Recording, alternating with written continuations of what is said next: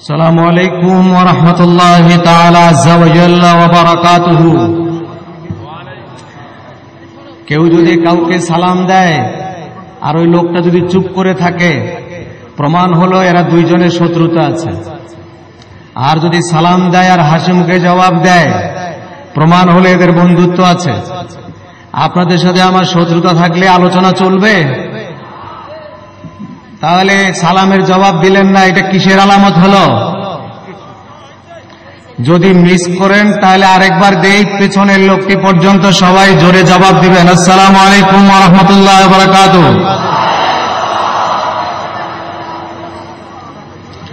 ইন্নাল হামদুলিল্লাহিল্লাযী আ'তানা হাবিবাহু রাসূলান ওয়া নাবিয়্যা সুম্মাল হামদুলিল্লাহিল্লাযী ক্বাইলু লি'আবদিহি يا عبادي الذين أسرفوا على أنفسهم لا تقنطوا من رحمة الله إن الله يغفر الذنوب جميعا إنه هو الغفور الرحيم ثم الصلاة والسلام إلى يوم الدين على من لا نبي بعده ولا خلق قبله والصلاة والسلام على خير الورى شمس الضحى بدر الدجى صدر العلا نور الهدى صاحب قاب قوسين أو أدنى والصلاة والسلام على آله الطيبين الطاهرين المكرمين والصلاة والسلام على أزواجه المطهرين والصلاة والسلام على أصحابه الذين هم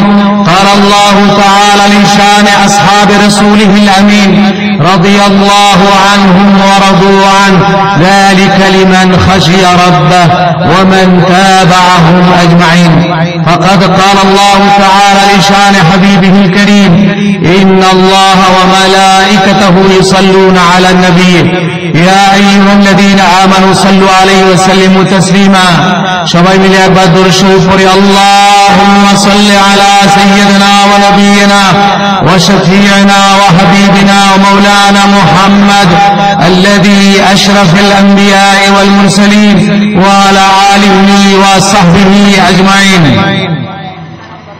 সম্মানিত সভাপতি, মঞ্চে উপবিষ্ট আওলাদে রাসূল, মদিনা থেকে আগত মদিনার রসুল প্রেমিক বাগানের এক ফুল, সুন্নিয়তের জগতের উজ্জ্বল জ্যোতিষ্ক আল্লামা রিদওয়ান মাদানী দামাত বরকাতুহুল আলিয়া, হাজারাতে উলামায়ে কেরাম, বুজুর্গানে দ্বীন, দূর দারাজ থেকে আগত মুরব্বিয়ানে কেরাম, মুসল্লিয়ানে কেরাম, আমার প্রাণ প্রিয় নওজওয়ান ভাইরা, কিশোর কচি কাঁচারা, পর্দার আড়ালে আমার মা বোনেরা, আল্লাহ তাআলার দরবারে আলিশানে পরম শ্রদ্ধা ও মুহাব্বতের সাথে, বিনয়ের সাথে, আনুগত্যের সাথে, আনত মস্তকে অসংখ্য শুকর ও সুজুদ পেশ করছি যে আল্লাহ তাআলা সুদূর মদিনা থেকে হুজুরকে আসার এবং আপনাদেরকে দূরদারাজ থেকে আসার, আমাকে ঢাকা থেকে আসার তৌফিক দিয়েছেন। সে আল্লাহ পাকের হুজুরে বিনয়ের সাথে শুকর ও সুজুদ পেশ করে সকলে একবার আল্লাহকে খুশি করার জন্য চিৎকার করে একেবারে পিছনে লোকটি পর্যন্ত ডানে বামে সবাই জোরে সোরে আকাশ বাতাস মুখরিত করে যে আওয়াজ লৌহে মাহফুজে পৌঁছবে, এমন মনের আবেগ দিয়ে কণ্ঠ দিল দারাজ করে সবাই একবার চিৎকার করে বলুন আলহামদুলিল্লাহ। হলো না? এটা হয়েছে আপনার 70%। আপনাদের গলায় যে পরিমাণ জোর আছে তার 70%। হয়েছে, হয়নি, হক আদায় হয়নি। গলার হক আদায় করে আরেকবার জোরে সোরে বলেন আলহামদুলিল্লাহ। আমি বক্তৃতার প্রথমেই অনুরোধ করব, আজকে যে কথাগুলো হয়তো বলতে পারবো সে কথাগুলো এই রংপুরের আশেপাশের এলাকায় গিয়ে হয়তো আর বলার সুযোগ নাও হতে পারে, যেহেতু আপনারা অনেক দূর দারাজ থেকে এসছেন, অনেক মানুষ এসছেন। সেই জন্য আমি বিনীত অনুরোধ রাখব, আমার কথাগুলো আপনারা মনোযোগ দিয়ে শুনবেন। যা কিছু করবার, বাংলাদেশে জন্ম নিয়েছি, বাংলাদেশেই থাকব, কিন্তু এখন শুধু আপনারা আমার কথাগুলো মনোযোগ দিয়ে শুনবেন। হাজারাত উলামায়ে কেরাম যারা আছেন, ইসলামী চিন্তাবিদ যারা আছেন, বুদ্ধিজীবী যারা আছেন, এবং আপনারা সামনে যারা মঞ্চে যারা আছেন, আমার থেকে সবাই জ্ঞানী বেশি, গুণী বেশি, এবং আমার থেকে সবাই আল্লাহওয়ালা বেশি। আমি শুধু আমার জীবনের অভিজ্ঞতালব্ধ কিছু কথা আপনাদের কাছে রাখব। আমাকে বরকতিয়ার পীর সাহেব কেবলা একটা কাগজে কিছু বিষয় বলতে দিয়েছেন। এই বিষয়গুলো যেমন মিলাদ ও কিয়াম, মুনাজাত, ইসালে সওয়াব এবং ফাতিহা, আম্বিয়া আউলিয়াগণের ওসিলা দিয়ে দোয়া করা, পীরের কাছে বায়াত হওয়া, মাযহাব মানা, কদম বুসি করা, আজানের পর হাত তুলে দোয়া করা। আমি বড় কোনো আলেম নই, বড় মুফতি নই। আপনারা জানেন আমি শুধু নুরুল ইসলাম ফারুকী, এর বেশি কিছু নই। কিন্তু আল্লাহ তাআলা আমি বিনয়ের সাথে শুকরান বলছি, ফখরান নয়, অহংকার করে নয়। আল্লাহ জানে আমার হৃদয়। আমি আপনাদের জুতা বরদার, আপনাদের সন্তান, আপনাদের দোয়ার বরকতে, উস্তাদ এবং পীর ও মুর্শিদের দোয়ার বরকতে, আমার নবীজির গোলামির বরকতে আমাকে আল্লাহ তাআলা 5 বছর ধরে মুসলিম বিশ্বের 13টি দেশ একাধিকবার ভ্রমণ করার তৌফিক দিয়েছেন। 18 বার আল্লাহ আমাকে হজ করবার তৌফিক দিয়েছেন। 2 বছর জেদ্দা বিমানবন্দর মসজিদে নামাজ পড়াবার তৌফিক দিয়েছেন। সৌদি আরবের রন্ধ্রে রন্ধ্রে 2 বছর ঘুরেছি। আল্লাহর নবী, আম্বিয়া আলাইহিমুস সালাতু ওয়াস সালাম, সাহাবায়ে কেরাম, আউলিয়ায়ে কেরাম গণের মাজারাত, তাদের শুভ জন্মের জায়গা, তাদের কর্মপরিধি, এসব কিছু দেখবার এবং বিভিন্ন মুসলিম বিশ্বের মুসলমানদের কালচার, তাদের এনভায়রনমেন্ট, এই সব কিছু পর্যালোচনা করবার সুযোগ আমার হয়েছে। শুধু এই আলোকে আমি আপনাদেরকে বলবো, কিতাবের রেফারেন্স মাওলানা আবুল কাসেম নুরি সাহেব রয়েছেন। কিতাবের রেফারেন্স আমাদের সুন্নিদের ভিতরে হাজার হাজার আলেম রয়েছে, বিশ্ববিখ্যাত, শুধু বাংলাদেশ বিখ্যাত নয়। তাদের সামনে কিতাবের বরাত দিয়ে কথা বলবার কোন যোগ্যতা আমার নেই।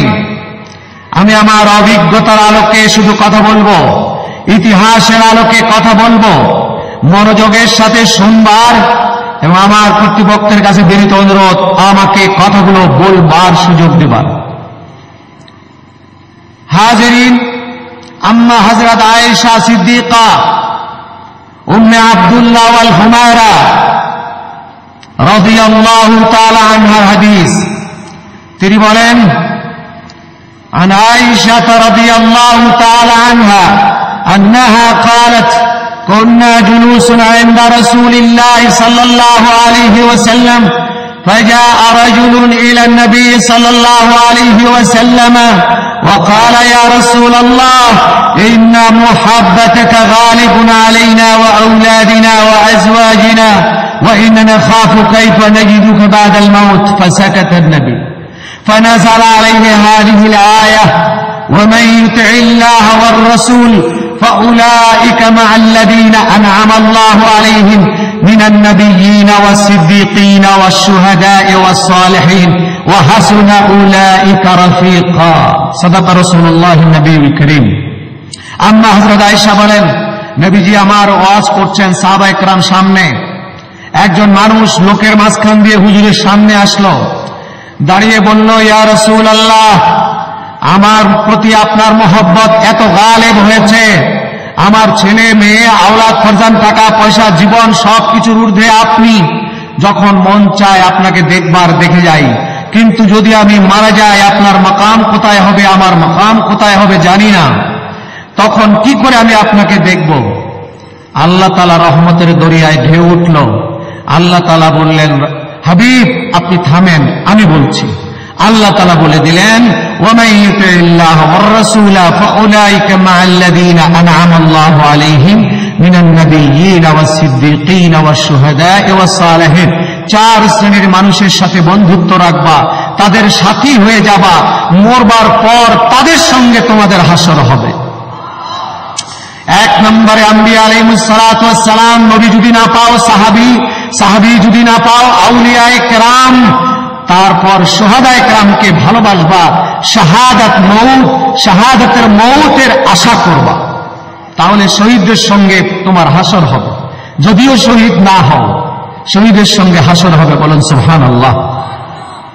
আজকে আমি আপনাদেরকে প্রথমেই, বাম দিকে কথা বলবো না ভাই, চুপ থাকো, বারবার বলেছি, আমি জানি আগামী কাল থেকে আমার এই কথার বিচার শুরু হয়ে যাবে, সেই জন্য আমি বলবো, যদি পারেন রেকর্ড করে রাখবেন, না পারলে লিখে রাখবেন। আমি আছি, বাংলাদেশেই থাকবো, আপনাদের সাথে একদিন নয়, আমার মওত পর্যন্ত আমি বসতে রাজি আছি। কিন্তু আগে মনোযোগের সাথে শুনতে হবে, ভালো করে শুনবেন, নিরপেক্ষ কান দিয়ে। 1 নম্বরে যেটা বলছি, খুব টাইটলি বলবো যেহেতু আমার সময় কম। 1 নম্বরে মানুষকে 3টা ভাগে ভাগ করা হয়েছে। 1 ভাগ হচ্ছে আসহাবুল ইয়ামিন, তারা ঈমানদার, সূরাতুল মুমিনুন, কোয়াইট ক্লিয়ার, আল্লাহতে বিশ্বাসী। 2 নম্বর হচ্ছে কাফের, যারা আল্লাহ এবং রাসূলে বিশ্বাসী নয়, পরিষ্কার আল্লাহ রাসূলের দুশমন, সূরাতুল কাফিরুন। 3 নম্বর হচ্ছে আরেকটি দল, এরা হচ্ছে মুনাফিক, কখনো এদিকে কখনো ওদিকে, এবং তারা বর্ণচোরা, তাদেরকে দেখলে বোঝা যাবে না একই লেভেলের, কিন্তু ভেতরে আরেক জিনিস। এই দলের নাম আল্লাহ তাআলা রেখেছেন মুনাফিক, সেই জন্য একটা সূরা নাজিল করেছেন, সূরাতুল মুনাফিকুন। ইযা জাআকাল মুনাফিকুন ক্বালু নাশহাদু ইন্নাকা লারাসূলুল্লাহ। এই মুনাফিক সম্বন্ধে আল্লাহ বলেছেন, হে রাসূল, আপনার কাছে ওরা আসবে, করজোরে দাঁড়াবে, রাসূল বলে মানবে, ইন্নাহুম লাকাযিবুন, খবরদার এদের কথা বিশ্বাস করবেন না, এরা মিথ্যাবাদী। তাহলে এখানে 3 দল মানুষের পরিচয় আপনারা পেলেন না, শুধু নাম শুনলেন। আমার সঙ্গে আপনারা সবাই একটু কথা বলবেন। 1 নম্বরে ঈমানদার, 2 নম্বরে কাফের, 3 নম্বরে কি? মুনাফিক। এবার আরেকটা পর্যায়ে চলে আসি, সেই পর্যায়টা হচ্ছে এই, ইসলামের দুশমন 3 প্রকার। প্রথম প্রকার দুশমন, এরা বাকি 2টা দুশমনের সৃষ্টি করে দিয়েছে। 1 নম্বরে দুশমন ইহুদি নাসারা চক্র। ইহুদি নাসারা চক্র, তারা মুসলমানের দুশমন সামনাসামনি, যারা আমার নবীর সঙ্গে 83 যুদ্ধে জড়িয়েছিল, আজ পর্যন্ত বিশ্বের মুসলমানদেরকে যারা জিম্মি করে রেখেছে, ফিলিস্তিনের 15 দিন ব্যাপী শিশু নারীদেরকে যারা হত্যা করেছে, সারা ওয়ার্ল্ডের কোন মুসলিম লিডার কি শব্দ করে নাই। সেই কাফের যারা, তারা পরিষ্কার কাফের, এবং তারা আবার 2 শ্রেণীর দুশমন আমাদের পকেটে ভরে দিয়েছে। এই 2 শ্রেণীর দুশমনের, প্রথম শ্রেণীর দুশমন যাদের টুপি আছে, দাড়ি আছে, পাগড়ি আছে, কপালে সিজদার দাগ আছে, নামাজ পড়ে, রোজা করে, হজ করে, যাকাত দেয়, তাসবিহ জপে, জিকির করে, পীর মুরিদি করে, মাদ্রাসা পড়ায়, ইমামতি করে, মুহাদ্দিসি করে, এই লেভেলের মধ্যে এর ভিতরে তারা একটা শত্রু সৃষ্টি করে দিয়েছে, তাদের ভিউ সৃষ্টি করে দিয়েছে কি? জনাব মুহাম্মদ মুস্তাফা সাল্লাল্লাহু আলাইহি ওয়াসাল্লাম, আকা ও মাওলা নবী মুস্তাফা সাল্লাল্লাহু আলাইহি ওয়াসাল্লামের নাম, তার প্রেম, তার মহব্বত মানুষের অন্তর থেকে যাতে করে মুছে দেওয়া যায়, সেই জন্য তারা অতন্দ্র প্রহরীর মতো কাজ করছে। এই কাজটি ইহুদিদের ছিল। ইহুদিরা কোরআন শরীফে মুহাম্মাদের নাম যেখানে যেখানে লেখা আছে, এটা মুছে দিয়ে কোরআন শরীফ রিপ্রিন্ট করে বাজারে বিক্রি করতে নিয়েছিল। আল্লাহ তাআলা রাসূলকে বলে দিয়েছেন, এই কোরআন শরীফ জ্বালিয়ে দিন। ইহুদিরা নবীজিকে কুয়া খুঁড়ে মেরে ফেলবার জন্য কুয়ার উপরে মসজিদ বানাইছে, সুন্দর মসজিদ। হুজুরকে দাওয়াত দিতে গেছে, এই মসজিদে নামাজ পড়াবেন আপনি, আপনি যেখানে দাঁড়াবেন সেখানে আমরা সেজদা করব। আল্লাহ তাআলা বলে দিয়েছেন যে মসজিদ আপনাকে মারার জন্য, শহীদ করার জন্য ফাঁক পাতা হয়েছে, ওই মসজিদকে আপনি আগুন দিয়ে জ্বালিয়ে দিন। রাসূলুল্লাহ আগুন দিয়ে জ্বালিয়ে দিয়েছেন। তাহলে দ্বিতীয় শ্রেণীর শত্রুর কাজ কি? নামাজ পড়বে, রোজা করবে, হজ করবে, যাকাত করবে, বাট রাসূলুল্লাহ সাল্লাল্লাহু আলাইহি সাল্লাম এবং আহলে বায়তের মহব্বত, তাদের প্রেম, তাদের আদব থেকে মানুষকে দূরে সরাতে চেষ্টা করবে। এবার তৃতীয় পর্যায়ের আরেকটা শত্রু ইহুদিরা সৃষ্টি করে দিয়েছে। বাবাজিরা আমার, ভাইজানেরা আমার, আপনারা জানেন হাতি ধরতে হাতি লাগে, পাখি ধরতে পাখি লাগে, পাখি দিয়ে পাখি ধরে, হাতি দিয়ে হাতি ধরে। ইমানদারকে ধরার জন্য ইমানদারও লাগে, লাগে না না লাগে? নামাজি ধরবার জন্য নামাজ লাগে। এরা আল্লাহওয়ালা মানুষগুলোকে, পীর ভক্ত, রসুল প্রেমিক মানুষগুলোকে গোমরা করার জন্য ভণ্ড পীরের সৃষ্টি করে দিয়েছে। তাহলে শত্রু কয় প্রকার হলো? 3 প্রকার হলো। কয় প্রকার হলো? 3 প্রকার। এক প্রকার শত্রু সরাসরি কাফের। দ্বিতীয় প্রকার শত্রু যারা নামাজ রোজা করে আমাদের টুপি দাড়ি বেশে, এই দ্বিতীয় প্রকার শত্রুর নাম হচ্ছে মুনাফিক। দ্বিতীয় প্রকার শত্রুর নাম কি? মুনাফিক। এবং তৃতীয় প্রকারের শত্রু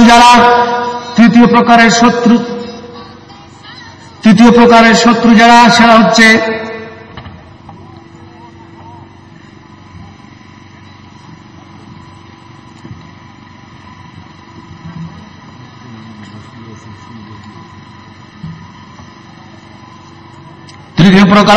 ভণ্ড পীর।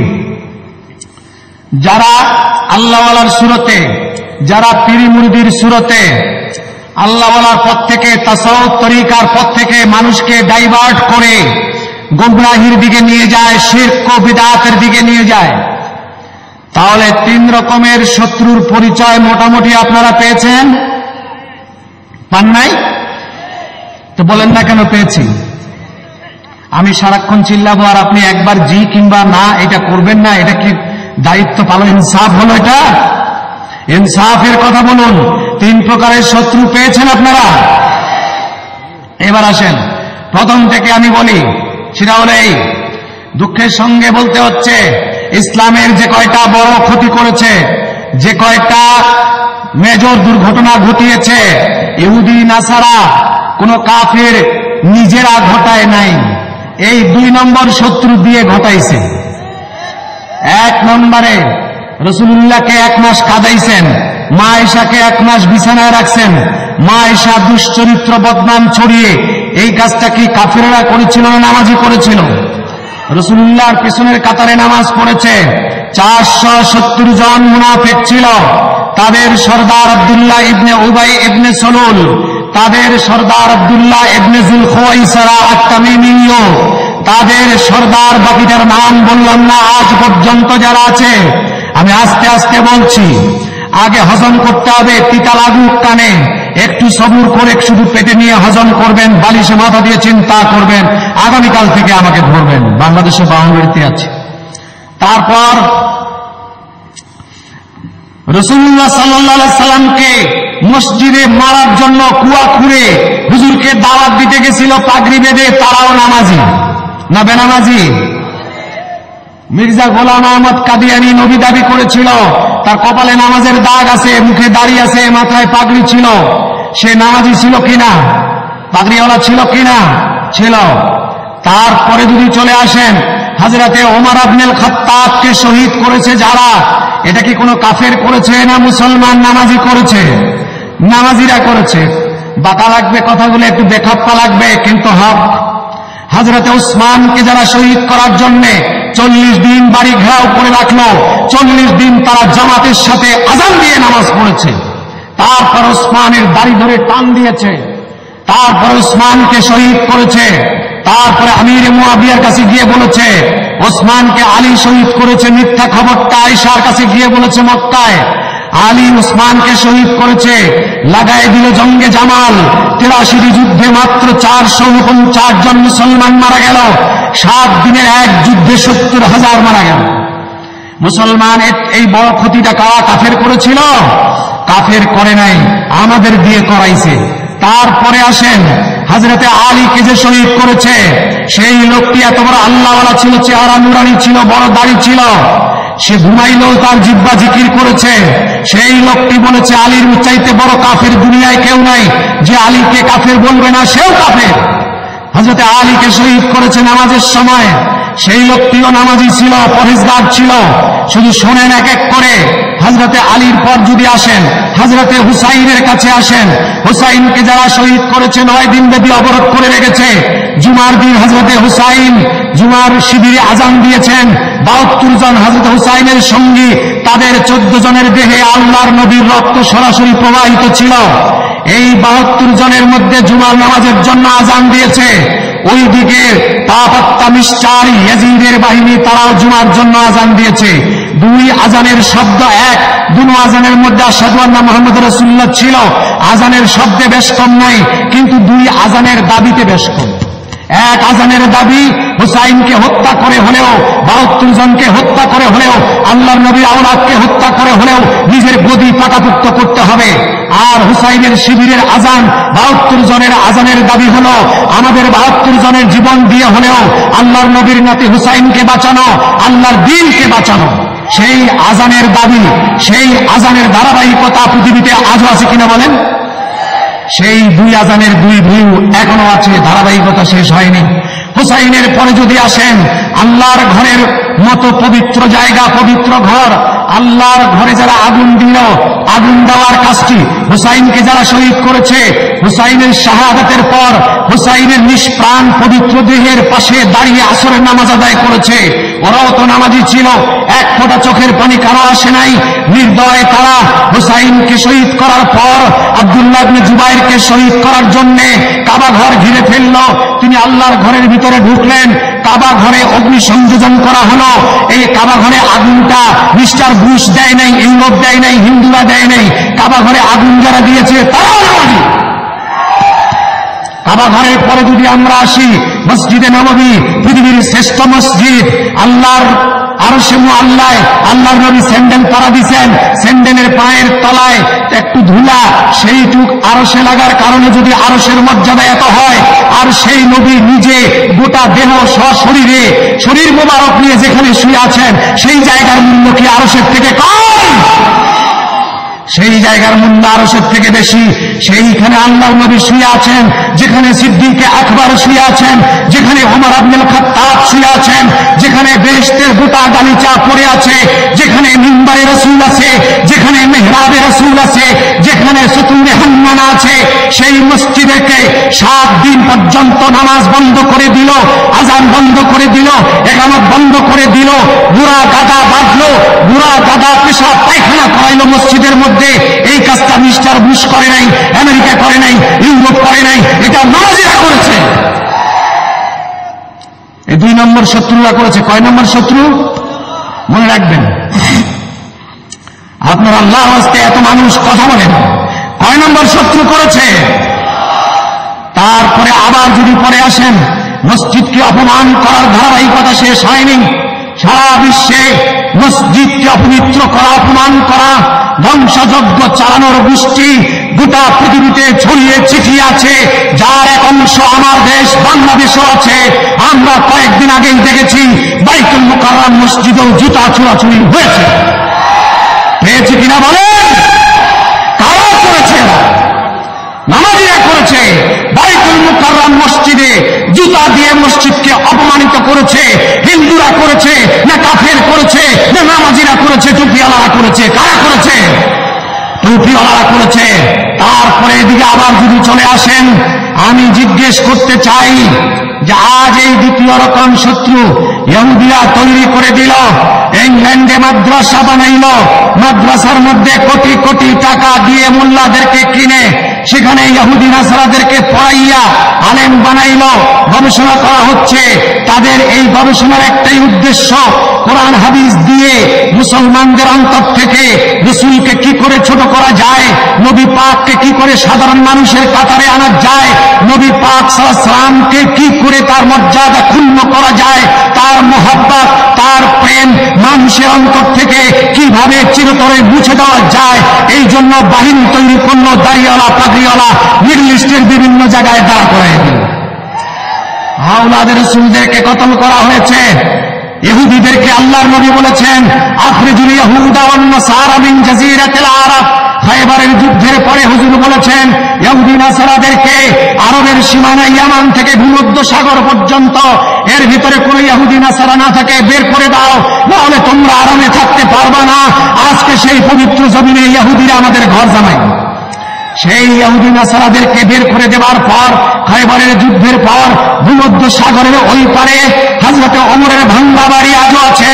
সেই বাড়িতে হযরতে ওমরের কাছে সেই ইহুদি নেতৃবৃন্দ ভূমধ্য সাগরের ওই পারের ইউরোপ থেকে এসে হাঁটু গেড়ে ট্যাক্স দিয়ে খাজনা দিয়ে বলতো, হুজুর আল্লাহর দোয়াই লাগে আপনি শুধু ভূমধ্য সাগর পাড়ি দিয়ে ইউরোপে যাবেন না, আমরা আপনাকে ট্যাক্স দিয়ে গেলাম, খাজনা দিয়ে গেলাম।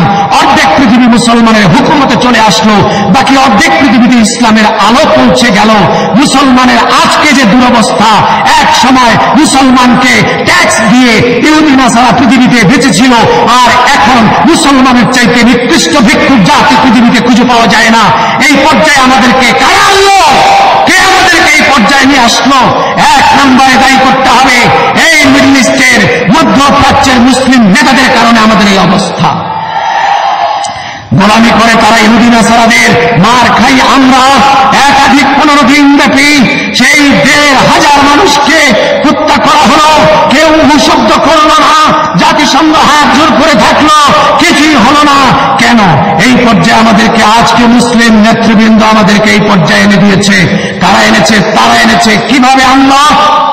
ইহুদিরা যখন প্রতিশ্রুতিবদ্ধ হলো, মুসলমান তোমাদের নবী যখন বলেছে আখরিজুল ইয়াহুদা ওয়ান নাসারা মিন জাজিরাতিল আরব, আরব থেকে ইহুদি নাসারাকে বের করে দাও, তখন আমরা দেখে নেব মুসলমান কি করে ঘুমায়। এক রাতের জন্য মুসলমানকে আরামে ঘুমাতে দেওয়া হবে না। এই প্রতিশ্রুতিবদ্ধ হয়ে ইহুদিরা আক্রমণ শুরু করল, গোটা মুসলিম বিশ্বকে পরাজিত করল। কুরশেদের যুদ্ধে বাইতুল মুকাদ্দাসে মুসলমানের রক্তে হাঁটু পর্যন্ত রক্ত হয়ে গেল। মুসলমান মেরে ভেলার মতো রক্তের মধ্যে ভাসায় দিত। বাগদাদের খলিফা আব্বাসী, সৌদির খলিফা উমাইয়া, তারা হাত জোর করে বলল আমরা সারেন্ডার করছি, দেশ নিয়ে নাও, আমাদেরকে আর মেরো না। আল্লাহ তাআলা যতবার ইসলামকে রক্ষা করেছে অনারবদের দ্বারা রক্ষা করেছে, আরবদের দ্বারা নয়। সেই অনারব কোথায়? তুরস্ক। তুরস্কের সালাউদ্দিন সুলতান গাজী, সালাউদ্দিন জঙ্গি তলোয়ার উঁচু করে বলল মুসলমানের দেহে এক ফোঁটা রক্ত থাকাতে মুসলমানের কোন দেশকে নিতে দেওয়া হবে না। সালাউদ্দিন জঙ্গি একদিক থেকে যুদ্ধ শুরু করলো মিশরের কায়রো, সিটাডেল থেকে ইউনাইটেড করে সেনাবাহিনীকে যুদ্ধ শুরু করলো। 23টা দেশ পুনর্দখল করে নিয়ে নিল। 23টা দেশ দখল করে বাইতুল মুকাদ্দাস জয় করলো। বাইতুল মুকাদ্দাসের সেনাপতি অসুস্থ হলো। ইহুদি সেনাপতি অসুস্থ হলে ইহুদি সেনাপতি বলল যুদ্ধ মুলতবি, আমি অসুস্থ। রাতের বেলা একজন হেকিম আসলো, এসে বলল জনাব আমি আপনার চিকিৎসা করবো। আমি হেকিম, হ্যাঁ চিকিৎসা করো। 30 দিন চিকিৎসা করলো, সেই ভালো হয়ে গেল। যাবার বেলায় বিদায় নিচ্ছে, তখন বলছে হেকিম সাহেব তুমি কে? পরিচয় দাও। আমার পরিচয় দেওয়া যাবে না, আপনি সুস্থ হয়েছেন, আগামীকাল থেকে আপনি যুদ্ধ করবেন, এটাই কথা, পরিচয় দেওয়া যাবে না। তোমাকে পরিচয় ছাড়াও যাবে না, বলো তোমার পরিচয় কি? সুলতান গাজী সালাউদ্দিন আইয়ুবী সেদিন ভরাট কণ্ঠে বলেছিলেন 23টা দেশ যে দখল করেছে, তোমাদের ইহুদি নাসারা চক্রের সঙ্গে যে যুদ্ধ করছে, সুলতান গাজী সালাউদ্দিন আইয়ুবীর নাম শুনেছে বলে হ্যাঁ আমি সেই সালাউদ্দিন আইয়ুবী। মুসলমান এমন কাপুরুষ নয়, অসুস্থ মানুষের উপরে আক্রমণ করে দেশ জয় করবে তা নয়, সুস্থ একজন বাহাদুরের সঙ্গে মুসলমান লড়বে। এটাই হচ্ছে মুসলমানের পরিচয়, এটাই হচ্ছে মুসলমানের সুজাত, এটাই হচ্ছে মুসলমানের বাহাদুর। যুদ্ধ শুরু হয়ে গেল। পরের দিন আবার যুদ্ধ হলো। সেই যুদ্ধে বাইতুল মুকাদ্দাস বিজয় হলো। বাইতুল মুকাদ্দাসের মেম্বারে দাঁড়িয়ে সালাউদ্দিন আইয়ুবী সেদিন বলেছিল এ মুসলিম নেতৃবৃন্দ শুনে রাখো, 3টা দোষ কারণে আজকে তোমরা এই পর্যায়ে গিয়েছিলে। ওই 3টা দোষ যেন তোমাদের ভিতরে আর ফিরে না আসে। ওই 3 দোষে তোমরা যদি দুষ্ট হও, তোমাদের কাছ থেকে তোমাদের হুকুমত আবার চলে যাবে। তার 1 নম্বর দোষ হলো নারী, 2 নম্বর ক্ষমতার ভোগ বিলাস, 3 নম্বর মাদক দ্রব্য ব্যবহার। এই 3টা কাজ তোমরা করবে না, তাহলে তোমাদের দিকে চোখ রাঙিয়ে কথা বলার মতো সাহস কোন ইহুদির থাকবে না। কিন্তু আপনারা বলুন, আজ মুসলিম বিশ্বের নেতৃবৃন্দ এই 3টা দোষে জড়িত দুষ্ট কিনা বলেন আপনারা? এই 3 দোষের কারণে আজ আমরা এই পর্যায়ে গিয়েছি। যাবার পরে এই 3টা শত্রু কাজ করছে ইহুদিদের। এক শত্রু কাফের সরাসরি যুদ্ধের ময়দান, দ্বিতীয় শত্রু হলো আমাদের দেশে আমাদেরকে ধোঁকা দিচ্ছে, তৃতীয় শত্রু হলো কারা? যারা ভণ্ড পীর, তাদের কথা রাখলাম। প্রথম 2 নম্বর শত্রু কারা কারা? এবার ভালো করে শুনেন, একটু কান খুলে মনোযোগ দিয়ে শুনেন। আল্লাহর নবীর বিরোধিতা করেছিল আব্দুল্লাহ ইবনে উবাই ইবনে সালুল, করেছিল জুলখুয়াইসারা পাগড়িওয়ালা। হুনাইনের যুদ্ধের সময় রাসূলুল্লাহ সাল্লাল্লাহু আলাইহি ওয়াসাল্লাম গনিমতের মাল দানে দানে দিয়ে দিচ্ছেন। সাহাবায়ে কেরাম আনসারীরা হাত জোড় করে কাঁদছে, রাসূলুল্লাহ বোধহয় আমাদের সাথে আর মদিনায় যাবেন না। আর জুলখুয়াইসারা বড় পাগড়িওয়ালা দাঁড়িয়ে গেল, মা আনসাফতা ইয়া রাসূলুল্লাহ, আপনি ইনসাফ করতে পারলেন না। আপনি তো আমাদেরকে দেখা উচিত ছিল, আপনি কেন আপনার আত্মীয় স্বজনকে সব দিয়ে ফেললেন? রাসূলুল্লাহ বললেন, ওয়াই হাকা ওয়া মান ইয়াদিল ইসলাম আদিল, এই কপাল পোড়া, আমি যদি ইনসাফ করতে না পারি কে ইনসাফ করবে বল? হযরত ওমর তলোয়ার খুললেন, আজিলনি ইয়া রাসূলুল্লাহ আন উকতালা উনকাহু, আমাকে হুকুম দেন আমি তার গর্দান ফেলে দেব। হযরত খালিদ ইবনে ওয়ালিদ লাঠি উঠাইলেন, হুজুর আমাকে হুকুম দেন আমি তার গর্দানে বাড়ি দেব। আল্লাহর নবী বললেন, লা আতরুকহু, ছেড়ে দাও, তাকে মেরো না। তার পরিচয় শুনে নাও। এই লোকটির বিস্তৃতি কিয়ামত পর্যন্ত নসবি আর নিসবতি আওলাদ কিয়ামত পর্যন্ত থাকবে। তাদের চরিত্র তোমরা জেনে নাও। তারা টুপিতে, দাড়িতে, পাগড়িতে, লিবাসে, তসবিতে, জিকিরে, তিলাওয়াতে, নামাজে, ওয়াজে সবথেকে ভালো হবে কালামুহুম কা কালামিল আম্বিয়া, সূরাতুহুম কা সূরাতিল মালায়েকা। তাদের কথা হবে নবীদের মতো, সূরত হবে ফেরেশতার মতো। কিন্তু মনে রেখো, তাদের সঙ্গে ইসলামের সম্পর্ক তীর এবং শিকার। শিকার হলো পাখি, পাখির শিকার।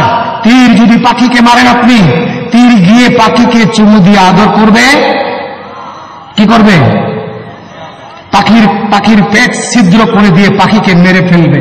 পাখির সঙ্গে যেমন, শিকারের সঙ্গে যেমন তীরের কোনোদিন বন্ধুত্ব হয় না, ঠিক তেমনি এই লোকগুলো হবে তীর, ইসলাম হবে পাখি।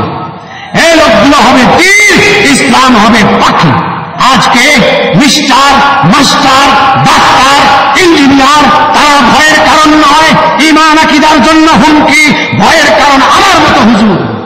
কোন মিস্টার, কোন মাস্টার, কোন ডাক্তার এ কথা বলে নাই যে রাসূলুল্লাহর কবরটা তুলে ফেলে দাও, সবুজ গম্বুজ ভেঙে দাও। এ কথা কি কোন মাস্টার মিস্টার বলেছে?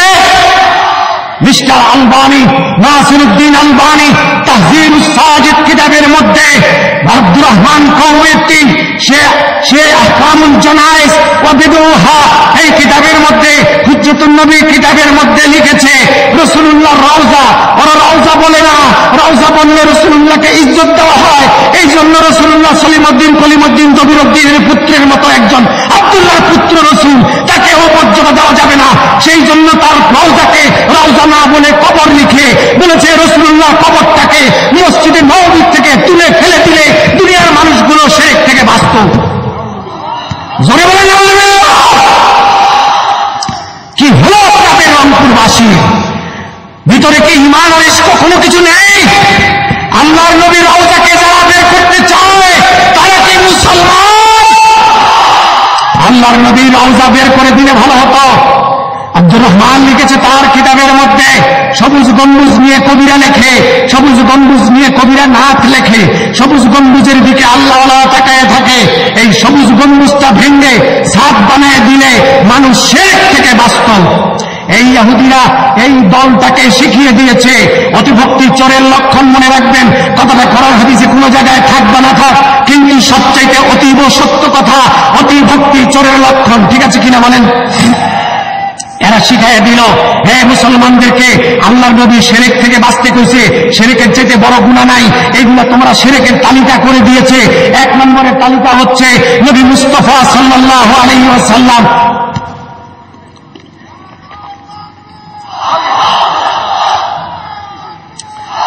শুনুন, আপনারা তকবীর দিলে আমি বক্তব্য শোনা পাবো না। তকবীর পড়ে দেবেন, তকবীর মুখ দিয়ে নয়। আপনার হৃদয়কে শানিত করেন, যে হৃদয় নবীর প্রেম ছাড়া কোনো কিছু এলাও করবে না। আমার নবীর আদব, আমার নবীর প্রেম যার ভিতরে আছে, সে যদি চামার হয়, সে যদি কুমার হয়, সে যদি মুচি হয়, সে আমার মাথার তাজ। আমার নবীর প্রেম, নবীজির আদব যার কাছে নাই, 650 কোটি মানুষের মধ্যে শ্রেষ্ঠ বুজুর্গ যদি হয়, শ্রেষ্ঠ জ্ঞানী ব্যক্তি হয়, তার ভিতরে আমার নবীর প্রেম পাওয়া না যায়, আদব পাওয়া না যায়, সে আমার জুতার সুতলা। এর থেকে বেশি কিছু মনে করতে পারি না। সে নাসিরউদ্দিন আলবানী হোক আর যাই হোক না কেন, নাসিরউদ্দিন আলবানী শিখিয়ে যে বাদশাহ ফয়সাল একজন ভালো লোক ছিল, খায়রুন নাস, বাদশাহ ফয়সাল তাকে বহিষ্কার করে দিয়েছে। আমার নবীর সঙ্গে তুমি বেয়াদবিমূলক কথা লিখেছ, বেরিয়ে যাও। শয়তানের জন্ম যেখানে, নাসিরউদ্দিন আলবানীর জন্ম সেখানে। নাসিরউদ্দিন আলবানী বেরিয়ে গেল। সে বর্তমান এই সরকারের সময় নাসিরউদ্দিন আলবানীকে এনে অ্যাওয়ার্ড দেওয়া হলো, মদিনায় তাকে ভাষণ দিতে বলা হলো, এই কবর বের করার উপরে তাকে ভাষণ দিতে বলা হলো, তাকে পুরস্কৃত করা হলো। আজকে আল্লাহ নবীর সঙ্গে যে বেয়াদবি করে তাকে পুরস্কৃত করা হয় আল্লাহ নবীর জমিনে। এটা কি সহ্য করার মতো কথা? আর তারপরে চলে আসেন, তারপরে যদি আবার আসেন, রাসূলুল্লাহকে দিয়ে শিরক তারা শুরু করেছে। ওই ইহুদি নাসারা মুসলমানদেরকে শিখিয়ে দিয়েছে একটা দলকে, এই শিরকের তালিকা তৈরি করো। আজকে বাংলা কিতাব ছাপানো হয় বইরুতে, মাগনা হাজিদেরকে প্যাকেট করে করে দেওয়া হয়, ওর ভিতরে লিখে দেওয়া হয়, কি লিখে দেওয়া হয়? রাসূলুল্লাহর কবরে জিয়ারতের উদ্দেশ্যে যাওয়া শিরক, এইটা একটা গুনার কাজ, হুজুরের কবর জিয়ারতে যাওয়া যাবে না। সেই কিতাবের মধ্যে লিখেছে, আইয়ুহাল হুজ্জাজ বাদাল হজ্জে ইমশুনা ইলা বিলাদিকুম আলা তুল লিমাযা তামশুনা মাদিনা ইন তামশুনা মাদিনা লা লিজিয়ারাতি কবর রাসূল ওয়া হাযা বিদআহ ওয়া আনতুম আহলাল বিদআহ ইন্না রাসূলাল্লাহি ক্বাদ মাত লা ইন্না রাসূলাল্লাহি ক্বাদ মাত কামা সালিনা ওয়া কামা সালিকুম কামা সালিনা ওয়া কামা সালিকুম লা ইয়াফুজুন নাস মিন কবরিহি আবাদা। তারা লিখছে কিতাবের মধ্যে, হে মুসলমানরা, হজের পরে সোজা বাড়ি চলে যাবা, মদিনা যাও কেন? যদি মদিনা যেতে হয় রাসূলুল্লাহর কবর জিয়ারতে যাবা না, ওটা বিদআত, ওটা বিদআত, ওটা বিদআত। তোমরা বিদআতের গোষ্ঠী। মনে রাখবা, রাসূলুল্লাহ তোমার আমার মতো মারা গেছেন, কবরে তার কোনো ক্ষমতা নাই, নিষ্ক্রিয় পড়ে আছেন। কিয়ামত পর্যন্ত মানুষ তার কবরে কোনো ফায়দা পেতে পারে না।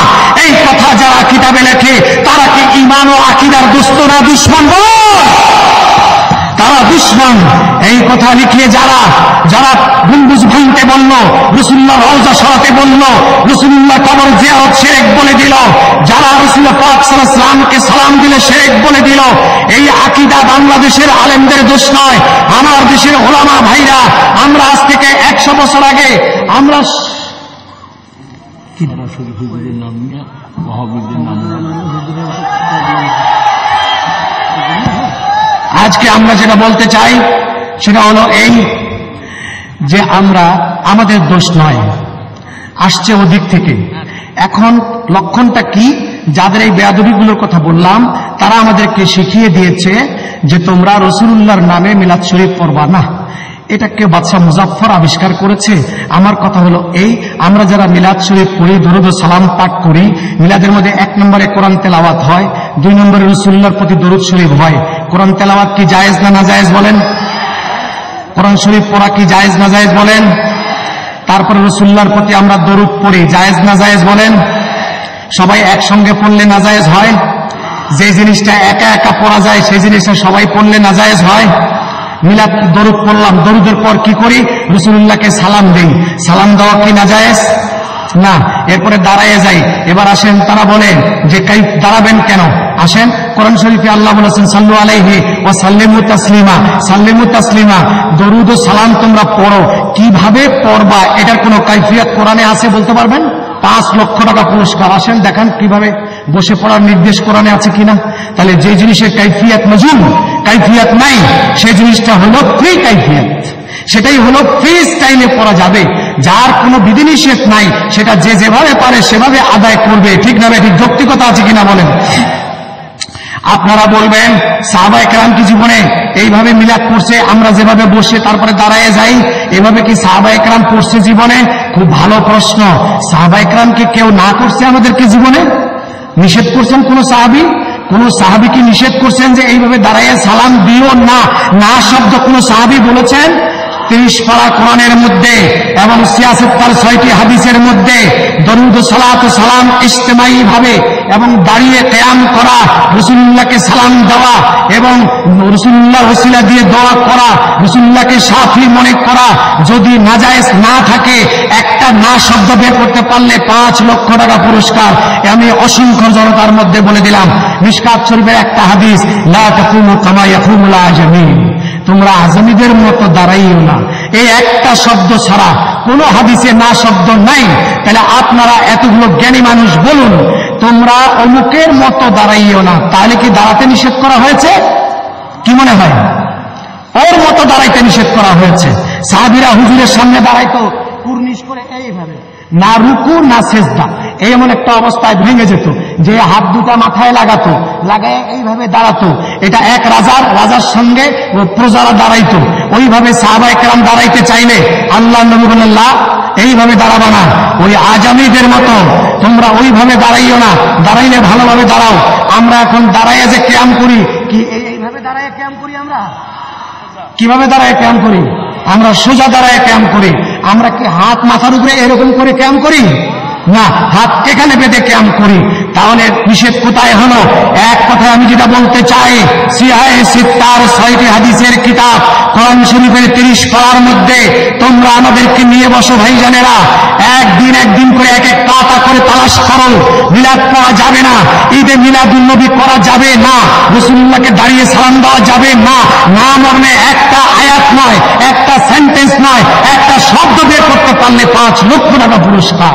শুধু এই শব্দটি বাদ দিয়া, এই শব্দটা ব্যাখ্যা আমি দিয়ে দিলাম, অমুকের মতো দাঁড়াইও না, তার মানে কি দাঁড়ানো নিষেধ করা হয় না, ওই রকম করে দাঁড়াইও না, এইটা নিষেধ করা হয়েছে। ঠিক না বেটি?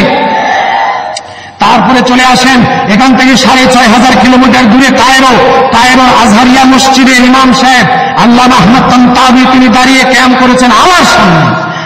শবে মেরাজের রাত্রে হুসাইনিয়া মসজিদে বক্তৃতা করেছেন, আমার সামনে দাঁড়িয়ে কিয়াম করেছেন, নামাজে সালাম ফিরিয়ে দোয়া করেছেন। আমি বললাম, ইয়া উস্তাদ, উরিদু আন আ'লামা মিনকা আদ-দুআউ বিরাফিল ইয়াদাইন বা'দা সালাওয়াতিল মাফরুদা কাইফা ইয়াজুজ। তিনি চোখ বড় করে বলেন, আলফা মাররা ইয়াজুজ, নামাজের পর দোয়া করা 1000 বার জায়েজ। আল্লামা তানতাবির বড় বোর্ড আছে, বড় আলেম, 13 লক্ষ ছাত্র, কায়রো আল আজহার বিশ্ববিদ্যালয়, 950 বছর বয়স, 13 লক্ষ ছাত্র যেখানে পড়ে, বিশ্বের সর্বশ্রেষ্ঠ বিশ্ববিদ্যালয়, তার ভাইস চ্যান্সেলর শেখুল আজহার, তিনি দাঁড়িয়ে কিয়াম করেন, তিনি হাত তুলে নামাজের পর মুনাজাতকে 1000 বার জায়েজ বলেছেন। আমার দেশের যারা আজকে আমরা নাজায়েজ ফতোয়া দিচ্ছি, তাদের সাথে তার কোনো তুলনা হতে পারে? আসেন এবার মক্কা শরীফে রুসাইফাতে সৈয়দ মোহাম্মদ আলাদি মালিকি রহমতুল্লাহি আলাইহি, তার দরবারে আমি গিয়েছি। 6 দিন ব্যাপী জিলহজ মাসের 1 তারিখ থেকে 6 তারিখ পর্যন্ত মিলাদ মাহফিল হয়, দাঁড়ায় কিয়াম হয়। আমরা দাঁড়ায় কিয়াম করেছি। আমার দেশের হাজী সাহেবদেরকে, হাজার হাজার হাজী সাহেবদেরকে আমি কিয়াম করাইছি তার সঙ্গে। সেই কিয়ামের ফটো সিডি আমার কাছে আছে, চ্যানেল আইতে আমি বারবার দেখাইছি।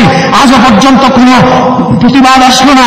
আপনারা আমার সঙ্গে চলেন মক্কা শরীফে, মদিনা শরীফে এবং কায়রোতে, লেবাননে, আলজেরিয়াতে এবং আলেকজান্দ্রিয়াতে যদি মিলাদ ও কিয়াম না থাকে, তাহলে আমরা বাংলাদেশে বলে দিব মিলাদ ও কিয়াম আর করুন।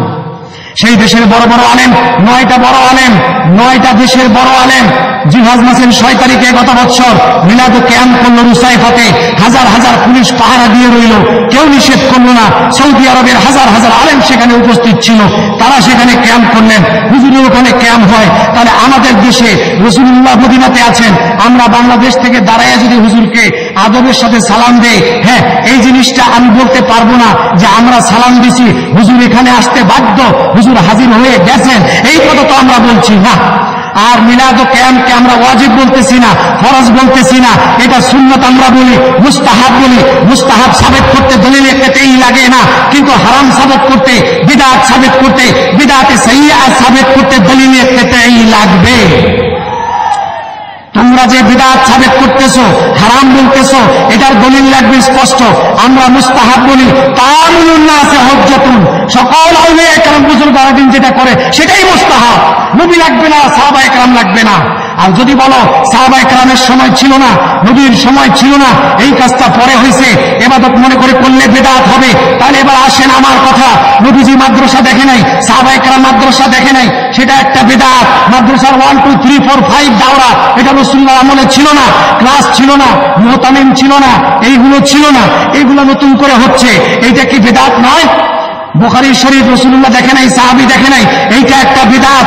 বুখারী শরীফ রাসূল সাহাবী কেউ দেখে নাই, এইটা একটা বিদআত। মাদ্রাসা করছি বিদআত, মুতামিম বিদআত, প্রিন্সিপাল বিদআত, এইটা মাহফিল করতেছেন এইটা বিদআত, খতমে বুখারী এটা আরেকটা বিদআত।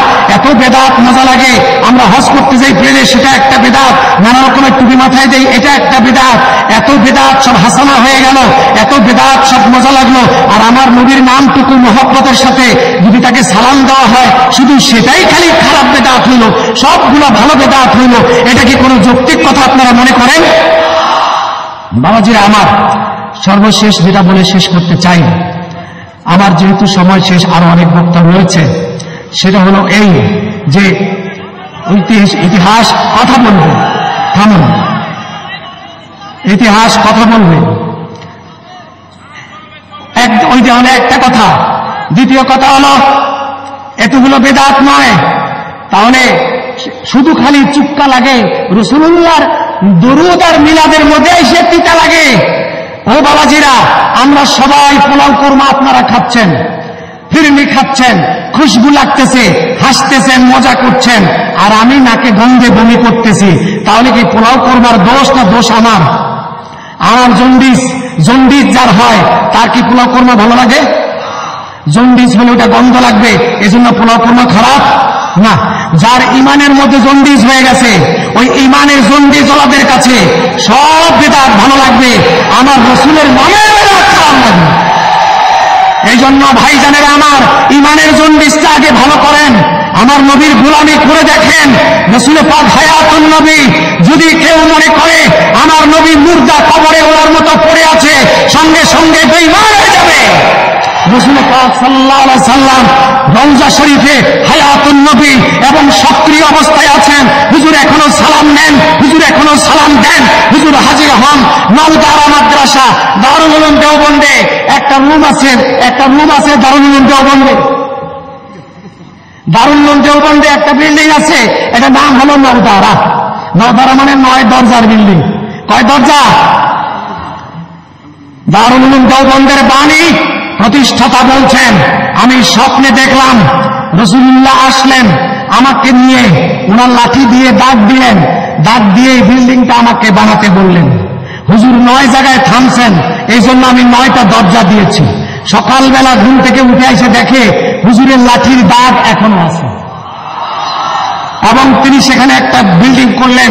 কুন্দা জেহেনি, যারা ছাত্র ডাল ব্রেন, তারা যদি ওই ঘরে এসে বুখারী পড়ে জেহেন খুলে যায়, তাহলে আপনারা আমাকে বলেন, আজকে আমরা যদি বলি হুজুর সাল্লাল্লাহু আলাইহি ওয়াসাল্লাম হাজির, হুজুর আসতে পারেন, সঙ্গে সঙ্গে কাফের ফতোয়া দেন, আপনারা এবার জবাব দেন, আপনার মাদ্রাসার বাণী, আমি নামটা বললাম না, আমাকে একা ধরবেন বলে দেব।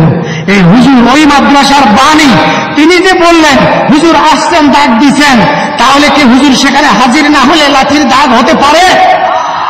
তাহলে হুজুরকে হাজির জানলেন আপনারা, কাফের ফতোয়া দেন আমাদেরকে। এটা কেমন কথা? হুজুরকে হাজির বললেন আপনারা, কাফের ফতোয়া দেন আমাদেরকে। আর যদি সত্যিকার হুজুর হাজির না হয়ে থাকে, তাহলে আপনার বাণী মিথ্যা কথা বলেছে। মৃত্যুকের মাদ্রাসায় পড়া জায়েজ নেই, হয় সে মিথ্যা কথা বলেছে। কথা যদি সত্য হয়, হুজুর হাজির হতে পারেন পৃথিবীর যে কোনো জায়গায়। হুজুর যদি ইচ্ছা করেন, আল্লাহ নবীজিকে হাজির হওয়ার ক্ষমতা দিয়েছেন, কিন্তু আল্লাহ নবী বাধ্য নন। একথা বলা যাবে না আজকের এই মহা আন্তর্জাতিক সুন্নি সম্মেলনে হুজুরকে থাকতেই হবে, এই কথা বলা যাবে না। বেয়াদবি, হুজুরকে ছোট করা যাবে না। আর একথাও বলা যাবে না আজকে হুজুর এখানে নাই, তাও বলা যাবে না। আল্লাহর নবীর সরাসরি নজর যদি আজকে এই মঞ্চে না থাকতো, তাহলে এত অসংখ্য জনতার উপস্থিতি, এত আল্লাহওয়ালার উপস্থিতি কখনো সম্ভব হতো না। বাবাজিরা আমার, তাহলে আর একটা ইমাম শরফুদ্দীন বুসিরি রাদিয়াল্লাহু তাআলা আনহু ওয়া আরদাহু আলেকজান্দ্রিয়াতে আমি গিয়েছি, তার মাজার শরীফের গেটের মধ্যে লেখা আছে 72 লাইন কবিতা। ওই জামানার আলেমরা তাকে ভণ্ড ফতোয়া দিয়েছিল। তিনি মনের দুঃখে কবিতা লিখতেছেন এক এক করে। শেষ কবিতাটার লাইন দুটো হলো বাংলা এই: তোমরা আমায় ক্ষমা করো রে নিন্দুক ভাই, যদি তালাশ করো আমার ভিতরে নবী প্রেম ছাড়া আর কোনো দোষ নেই। এই কবিতা লিখে কলম ছেড়ে ঘুমিয়ে পড়লেন। তার 2 পা প্যারালাইজড ছিল, পা তুলতে পারত না। তখন তিনি ঘুমালে পরে রাসূলুল্লাহকে স্বপ্নে দেখলেন। হুজুর তার 2 দস্তে মোবারক দিয়ে পায়ের উপরে মালিশ করে দিয়ে বলেন, বেটা আগামীকাল থেকে দাঁড়িয়ে নামাজ পড়বা, তোমার পা ভালো হয়ে গেছে। এই বেটা খালি গায়ে কেন শুয়ে আছো? এই না আমার চাদর, লাল আর সবুজ ডোরা কাটা চাদর হুজুরের গায়ে ছিল। ওই চাদর খুলে আল্লাহর নবী হযরতে শরফুদ্দীন বুসিরির গায়ে পরাইয়ে দিলেন। সকালবেলা শরফুদ্দীন বুসিরি ঘুম থেকে উঠে দেখে তার পা ভালো হয়েছে, চাদর তার গায়ে আছে। ওই চাদর তাবিজ করে বুকে নিয়ে তিনি কবরে শুয়ে আছেন আলেকজান্দ্রিয়াতে। তার আল্লাহর নবী যদি হাজির হতে না পারে, চাদর কে দিয়ে গেল? আবুল হাসান খেরকানি রহমতুল্লাহ আলাইহি নবীজির দরবারে গিয়েছেন। পেটে ভাত নাই, পকেটে পয়সা নাই, সুতুনে হান্নানার মধ্যে পিঠটা লাগাই দিয়ে কাঁদতেছে, হুজুর আমার পকেটে পয়সা নেই, আমি কি করে মক্কা শরীফে যাব? ঘুমায় গেছে কাঁদতে কাঁদতে। রাসূলুল্লাহ স্বপ্নে একটা শুকনো রুটি মুখের মধ্যে ধরায় দিয়ে বাঁ হাত দিয়ে কানটা মুসর দিয়ে কয়, বেটা রুটি খাইতে খাইতে মক্কা যা। কানটা মোচড় দেওয়া শেষ, ঘুম থেকে উঠছে, উঠে দেখে ছিল মদিনায় 450 মাইল দূরে মক্কা। কানটা মোচড় দেওয়ার সঙ্গে সঙ্গে রুটি মুখের মধ্যে আছে, আর উনি মক্কা শরীফে আল্লাহর ঘরে গেটে বসে আছেন। তাহলে কি আল্লাহর নবী হাজির হয়নি? তাহলে এইভাবে আল্লাহর নবীকে যদি কেউ ভালোবাসে, বাবাজিরা আমার, ইহুদি যদি ভালোবাসে, ইহুদিও আল্লাহ আলাদা হয়ে মরবে না। বুখারী শরীফের হাদিসে আছে আল্লাহর নবীর অনেক খাদেম ছিল। একজন খাদেম নবীজির জুতা বহন করত, বুকে নিয়ে রাখত। নবীজি মসজিদে ঢুকতেন আর তিনি জুতা দুটো নিয়ে বুকে নিয়ে দাঁড়ায় থাকতেন। হুজুর বের হতেন, জুতা পায়ে দিতেন। আবার হুজুর কোনো বাড়িতে গিয়ে ঢুকতেন, জুতা বুকে নিয়ে দাঁড়ায় থাকতেন। 7 বছর জুতা বহন করার খেদমত করলেন। কত বছর? 7 দিন ধরে ছেলেটি নাই। হুজুর জিজ্ঞেস করলেন, আবু বকর ওই ছেলেটি কোথায় গেল? আবু বকর বললেন, হুজুর ছেলে অসুস্থ, বাসায় পড়ে আছে। বলো কি এক্ষুনি যাব? আল্লাহর নবী সেই ছেলের বাড়ির দিকে যাচ্ছেন। ইহুদি ছেলের বাবা হুজুর আসার খবর শুনে চেয়ার সংগ্রহ করেছে, এই চেয়ারে হুজুর বসবে। তখন দেখা গেল ফাজালাসান নবী সাল্লাল্লাহু আলাইহি ওয়াসাল্লাম আলা ফিরাশিহিল মারিদ। হুজুর চেয়ারে বসলেন না, ওই ছেলের বিছানায় বসলেন। ওয়াদা কাফাইহি আলা জাবহাতিহি, হুজুরের হাত ছেলের কপালে রাখলেন, হাত টান দিয়ে মুখটা কালো করে বললেন, বাবা এখনই কলেমা পড়ো, এখনই কলেমা পড়ো। ছেলে তার বাবার চেহারার দিক তাকাচ্ছে। বাবা বলে দিল, আমার দিক তাকাও না, নবী মুস্তাফার চেহারার দিকে তাকাও, নবী মুস্তাফা যা বলে তাই করো। সঙ্গে সঙ্গে ছেলে কলেমা পড়ে দিল। আল্লাহর নবী হাসতে হাসতে বেরিয়ে গেলেন। বাড়িতে গিয়ে হযরত আবু বকরকে বললেন, আলহামদুলিল্লাহিল্লাযী আনকাযাহু বি মিনান নার, আল্লাহর শুকরিয়া আদায় করি আমি মুহাম্মাদের ওসিলায় আল্লাহ ওই ছেলেটিকে দুজক থেকে বাঁচিয়ে দিলেন। ওই ছেলে চলে গেছে, মারা গেছে। আবু বকর বলে, হুজুর ছেলে মারা গেছে? বলে, হ্যাঁ, আমি যখন তার কপালে হাত দিয়েছি তখন দেখি আমার আগে আজরাইল গিয়ে হাজির। তখন আমি আল্লাহর কাছে বললাম, আল্লাহ যেই ছেলে আমার জুতা বুকে নিয়ে থাকলো 7টি বছর, সেই ছেলে যদি জাহান্নামী হয়ে মারা যায় আমি মুহাম্মদ সহ্য করতে পারবো না। আল্লাহ তাআলা আজরাইলের উপরে নোটিশ করে দিলেন, আমার নবীর হাতের সঙ্গে বেয়াদবি করবে না। যতক্ষণ পর্যন্ত ছেলে কলেমা না পড়ে ততক্ষণ পর্যন্ত তার জীবন তুমি নিও না। ছেলে কলেমা পড়ল, মুসলমান হয়ে গেল। বাবাজিরা আমার, ইহুদি যদি রাসূলুল্লাহকে ভালোবেসে নবীর জুতা বুকে রেখে যদি আল্লাহ ওয়ালা হয়ে কলেমা পড়ে কবরে যেতে পারে, কলেমা পড়লে ওয়ালা নামাজি মুসলমান যদি আমার নবীকে প্রাণ দিয়ে ভালোবাসে, তার জায়গাকেই দোজখ থেকে বেহেশতে পরিণত হতে পারে না। সেই জিনিসটা শুধু খেয়াল রাখবেন, আল্লাহর নবীকে ভালোবাসবেন। আল্লাহর নবীর আদব, সাহাবায়ে কেরাম ঘোড়ার পিঠে বসে আছেন, সেই ঘোড়া যেই জায়গায় পা দিবে সেই জায়গার 1 চিমটি মাটি যদি এক পাল্লায় দেওয়া হয়, সমস্ত আউলিয়া কেরামকে যদি আরেক পাল্লায় দেওয়া হয়, ঘোড়ার পায়ের মাটি ভারী হয়ে যাবে। সাহাবায়ে কেরাম এত মর্যাদা ইলম দিয়ে হয় নাই, আমল দিয়ে হয় নাই, দাড়ি টুপি পাগড়ি দিয়ে হয় নাই, নামাজ দিয়ে হয় নাই, সেগুলো মুনাফিকের আরো বেশি ছিল। আব্দুল্লাহ ইবনে উবাই ইবনে সালুল সে নবীর পিছনে নামাজ পড়েছে 5 ওয়াক্ত, রাতের বেলা গিয়ে ইহুদিদের সাথে মিটিং করেছে নবীর বিরুদ্ধে। এই জন্য আল্লাহ তাআলা সুদখোরের বিরুদ্ধে জানাজা নামাজ হারাম করে নাই, ঘুষখোরের হারাম করে নাই, চোরের জানাজা হারাম করে নাই, কোরআনে কোনো জায়গায় নাই। কিন্তু আল্লাহ তাআলা নবীর সঙ্গে বেয়াদবি যে করেছে তার জানাজা আল্লাহর জবান দিয়ে হারাম করেছেন। ওয়ালা তুসাল্লি আলা আহাদিন মিনহুম মাতা আবাদান ওয়ালা তাকুম আলা কবরিহি, খবরদার ওই লোকের জানাজা পড়বা না যেই লোক আমার নবীর সঙ্গে বেয়াদবি করেছে। আল্লাহ তাআলা সব জায়গায় আল্লাহ পাকের ব্যালেন্স থাকে, কিন্তু আমার নবী যদি কিছু আল্লাহর কাছে চায়, আল্লাহ তাআলা রীতিমতো অস্থির হয়ে যান যতক্ষণ তার হাবিবকে তা দিতে না পারেন। সে বাবাজি বিশাল লম্বা কথা, আজকে আর নয়, এইভাবে মাহফিল এখানে হবে। আমি আজকে যে খুশি হয়েছি, রংপুর আমরা চিটাগঙ্গের আন্তর্জাতিক সুন্নি সম্মেলন দেখেছি। সে চিটাগঙ্গের আন্তর্জাতিক সুন্নি সম্মেলন আমাদের এই সম্মেলনের 4 ভাগের 1 ভাগ। কয় ভাগের 1 ভাগ? 4 ভাগের 1 ভাগ। আমরা উত্তরবঙ্গের মানুষ, আমি আপনাদের সন্তান। এই নীলফামারীতে আমার বাড়ি, এখানে আমার জন্ম। আমি এই দেশের ছেলে, আজ গৌরব বোধ করছি। আপনারা আওলাদে রাসূলের কথা শুনে, আপনারা আমার নবীর কথা শুনে দূর দারাজ থেকে অসংখ্য মানুষ মৌমাছির মতো ছুটে আসছেন মধু খাওয়ার জন্য। নবী প্রেম বুকে করে আসছেন। এই নবী প্রেম নিয়ে মারা যাবেন, আল্লাহর রাসূলের দিদার নসিব হয়ে যাবে। এই দাওয়াত দিয়ে গেলাম। আমার ভাইরা, আর বাড়াবাড়ি করবেন না, আমাদেরকে কাফের ফতোয়া দিবেন না, আমাদেরকে মারামারি করবেন না। আমি অনুরোধ করি আপনারা কিতাব নিয়ে বসেন। আমরা 12-13টা চিঠি দিয়েছি আপনাদেরকে, চিঠি আপনারা গ্রহণ করেন নাই। আমি আজ এখানে দাঁড়িয়ে আবার আপনাদের কাছে বলে গেলাম, আপনারা আমাদেরকে নিয়ে বসবেন, খোলা মাঠে বসেন, আপনারা যে কোনো প্রোটেক্টেড জায়গায় বসেন। আমরা রাজি আছি, যদি কোরআন হাদিস দ্বারা প্রমাণ হয় দরুদ ও সালাম না জায়েজ, কিয়াম না জায়েজ, ঈদে মিলাদুন নবী না জায়েজ, আমরা এরকম সম্মেলন করে আবার বলে দিব। যদি জায়েজ প্রমাণ হয় আপনারা এখানে দাঁড়িয়ে বলে দিবেন, কোনো ঝগড়া নাই, মারামারি নাই। কিন্তু মনে রাখবেন, মারামারি, উশৃঙ্খলতা, গালাগালি এগুলো ভালো লক্ষণ নয়। আপনারা সেই দিনটাকে ভুলে যান যেদিন একজন সুন্নি আলেমকে ধরে ধরে রাস্তায় রাস্তায় আপনারা মেরেছেন। চিটাগঙ্গের শেরেবাংলার হক মার খেয়ে পড়ে ছিল, ফুলতলির বিশ্বাসকে মার দেওয়া হয়েছে। সেই ইতিহাসের চাকা ঘুরে অনেক দূর চলে গেছে, গঙ্গা যমুনা মেঘনার পানি অনেক দূর চলে গেছে। সেই দিন আজ আর নেই। আজ আমাদের সুন্নি যুবকের গরম রক্ত টকবক করছে।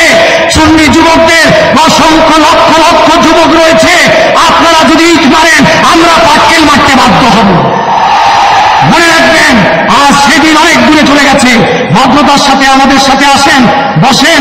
আমরা একদিনে না হয় 1 মাস ব্যাপী আপনারা বহস করব। আমরা সঠিক তথ্য বের করে জনগণকে জানিয়ে দেব। ভাই ভাই আমরা মিল হয়ে যাব, ভাই ভাই এক মসজিদে নামাজ পড়ব, এক পাতে খাবো। রাসূলকে নিয়ে আর যেন বেয়াদবি করা না হয়, এই ফরিয়াদ রেখে আপনাদের শুভ কামনা করে আমাদের এই অনুষ্ঠানটি চ্যানেল আইতে প্রচার হবে ইনশাআল্লাহুল আজিজ। আশা করি আগামী 2 শনিবার, প্রতি শনিবার বিকেল 4টায়, প্রতি শনিবার বিকেল 4টায় চ্যানেল আইতে সত্যের সন্ধানে নামে প্রশ্ন উত্তর একটা অনুষ্ঠান যায়। সমস্ত টেলিভিশন ওরা নিয়ে নিছে বেয়াদবরা। একটা টেলিভিশন শুধু আমরা আধা ঘন্টা কথা বলতে পারি। এই একটা টেলিভিশন চ্যানেল আইতে আপনাদের আজকের আন্তর্জাতিক সুন্নি সম্মেলন, ওনাকে নিয়ে, ওনাদের রাসূলকে নিয়ে, আপনাদেরকে নিয়ে ওরা শুটিং করতেছে। এটা আমরা প্রচার করব আগামী 2 শনিবারের পরে 3য় শনিবার। সামনের শনিবার, তারপরের শনিবারে বুক আছে, অন্য অনুষ্ঠান যাবে। 3য় শনিবারে বিকেল 4টায় আপনারা চ্যানেল আইতে বসবেন। আপনাদের অনুষ্ঠান ইনশাআল্লাহুল আজিজ সারা ওয়ার্ল্ডের 220 কোটি মুসলমান দেখবে ইনশাআল্লাহুল আজিজ। আর আমার এই গাড়িতে মক্কা শরীফ, মদিনা শরীফ, নবীজি জন্মস্থান, নবীজি কোথায় মানুষ হয়েছেন, আদম আলাইহিস সালাম কোথায় ক্ষমা পেয়েছেন, সেই খুঁটি, সেই পাহাড়, 32টি এপিসোড, 32টি জায়গার ভিডিও সিডি করে আমি তৈরি করেছি। মুসাফির নামে অল্প কয়েকটা আছে, আপনারা শেষ প্রান্তে এসে ওখান থেকে নিয়ে যেতে পারবেন 100 টাকা করে। আপনাদের দোয়া কামনা করে, আপনাদের জন্য দোয়া চেয়ে, হুজুরের কাছে আমি দোয়া চেয়ে, মদিনাওয়ালা নবীজির গোলামির আবার স্বীকৃতি দিয়ে, নবীজির গোলামির মধ্যে ঈমান, নবীজির গোলামিতে খোদার দিকে পাওয়া যাবে, আল্লাহকে পাওয়া যাবে, সেই দাওয়াত আপনাদেরকে দিয়ে আপাতত এখানেই শেষ করছি। আসসালামু আলাইকুম ওয়া রাহমাতুল্লাহি ওয়া বারাকাতুহু।